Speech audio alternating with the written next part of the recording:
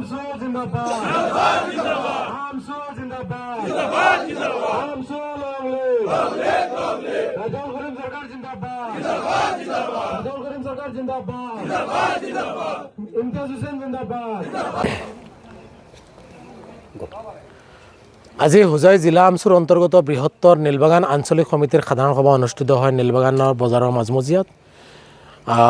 আজি এই সাধাৰণ সভাত বৃহত্তৰ নীলবাগান এলেকাৰ বিভিন্ন সদৰগাঁও, মেথিগাঁও, আশীনগৰ আদিকে ধৰি বিভিন্ন ঠাইৰ শ শ যুৱকে আমচুত যোগদান কৰে আৰু মুৰব্বী সমাজৰ উপস্থিতিত সকলোৰে দিহা পৰামৰ্শ লৈ আমি আব্দুল আহাদ, সৈয়দ হুছেইন আব্দুল আহাদক সভাপতি, সৈয়দ হুছেইনক সাধাৰণ সম্পাদক হিচাপে লৈ 151জনীয়া এখন শক্তিশালী আঞ্চলিক সমিতি গঠন কৰোঁ। আৰু এই আঞ্চলিক সমিতিয়ে হোজাই জিলাৰ আমচুৰ অন্তৰ্গত বিভিন্ন আঞ্চলিক সমিতিৰ ভিতৰত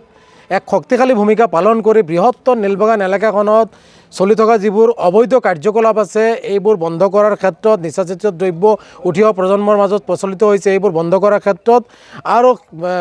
বাল্য বিবাহ, বহু বিবাহ, শিশু শ্ৰমিকৰ দৰে সামাজিক ব্যাধি নিৰ্মূল কৰাৰ ক্ষেত্ৰত এক মুখ্য ভূমিকা পালন কৰিব বুলি আমি আশা ৰাখিছোঁ। সমান্তৰালভাৱে এই সমাজ ব্যৱস্থাত একাংশ মধ্যভোগী দালালে যিধৰণে গ্ৰাস কৰি উঠিছে, এই দালালসকলক উৎখাত কৰি এখন নিকা সমাজ গঢ়াৰ স্বাৰ্থত তেওঁলোকে নিষ্ঠাৰে সততাৰে এই নিষ্পেষিত, নিৰ্যাতিত যি সংখ্যালঘু লোকসকল আছে এই লোকসকলৰ অধিকাৰ প্ৰাপ্তিৰ এই সংগ্ৰামখন অধিক শক্তিশালী হিচাপে লৈ যোৱাৰ ক্ষেত্ৰত তেওঁলোকে এক মুখ্য ভূমিকা পালন কৰিব বুলি আমি আশা ৰাখিছোঁ। আৰু হোজাই জিলা আমচুৰ তৰফৰ পৰা